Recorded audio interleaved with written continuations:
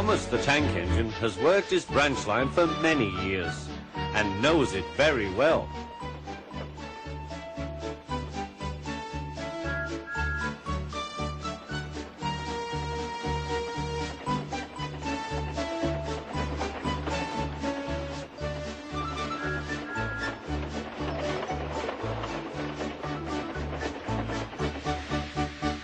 You know just where to stop, Thomas, laughed his driver. You could almost manage it without me. Thomas had become conceited. He didn't realize his driver was joking.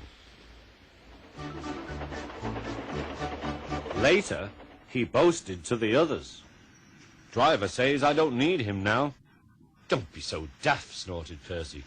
I'd never go without my driver, said Toby earnestly. I'd be frightened. Huh, boasted Thomas. I'm not scared. You'd never dare. I would then. You'll see.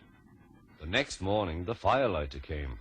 Thomas drowsed comfortably as the warmth spread through his boiler.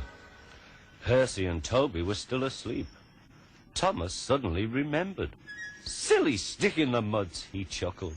I'll show them. Driver said I could manage without him. I'll just go out. Then I'll stop and wheesh. That'll make them jump.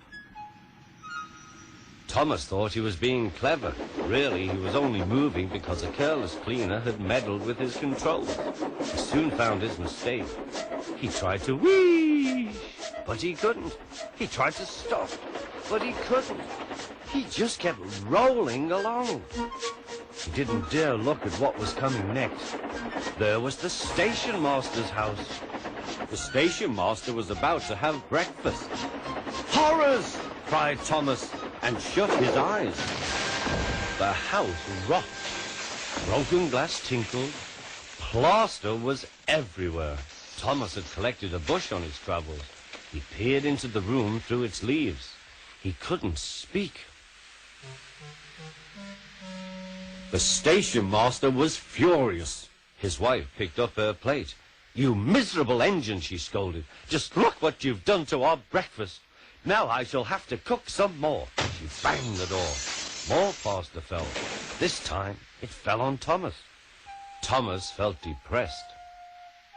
Workmen propped up the house with strong poles and laid rails through the garden. Meanwhile, Donald and Douglas arrived.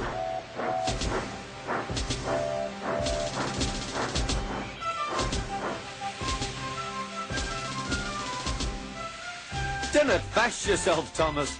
We'll soon have you back on the rails, they laughed.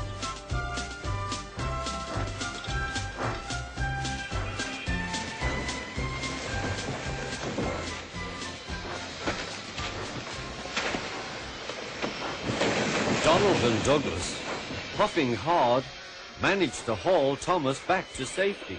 Bits of fencing, the bush, and a broken window frame festooned his front, which was badly twisted. The twins laughed and left him. Thomas was in disgrace. There was worse to come. You are a very naughty engine. I know, sir. I'm sorry, sir. Thomas's voice was muffled behind his bush. You must go to the works and have your front mended. It will be a long job. Yes, sir. Meanwhile, a diesel railcar will do your work. The diesel, sir? Thomas spluttered. Yes, Thomas. Diesels always stay in their sheds till they are wanted. Diesels never galavant off to breakfast in Stationmasters' houses.